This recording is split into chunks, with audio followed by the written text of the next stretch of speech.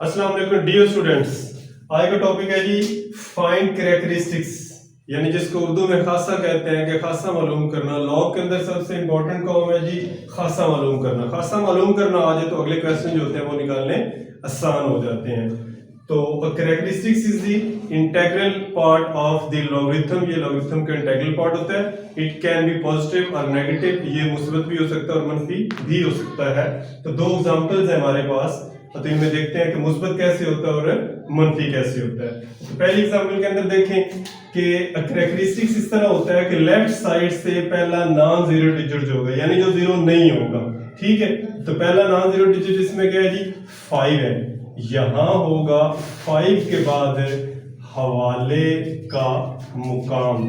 अब आपने dear students ऐसे देखना है कि हवाले का मुकाम और नुक्ता इशारिया, और नुक्ता इशारिया है जी 9 के बाद, ये है नुक्ता इशारिया।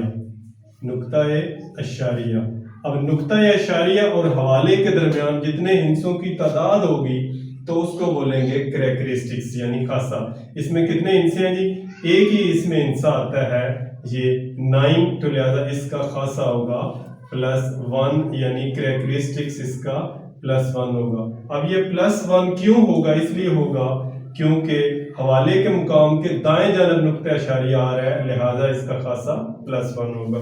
अब दूसरी एग्जांपल के अंदर देखें, यहाँ से बाईं साइड से पहला गैर सिफर हिस्सा जो है वो है जी 4। तो 4 के बाद क्या होगा, 4 के बाद होगा हवाले का मुकाम। अब आपने ढूंढना है जी नुक्ता इशारिया कहाँ है, तो नुक्ता इशारिया है जी ये है नुक्ता इशारिया, नुक्ता इशारिया।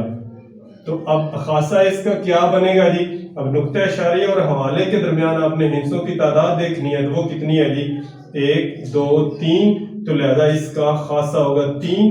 अब ये माइनस में होगा, माइनस में इसलिए होगा क्योंकि जो नुक्ता इशारिया है वो हवाले के मुकाम के बाईं जानब है, तो इसीलिए इसका खासा माइनस में होगा।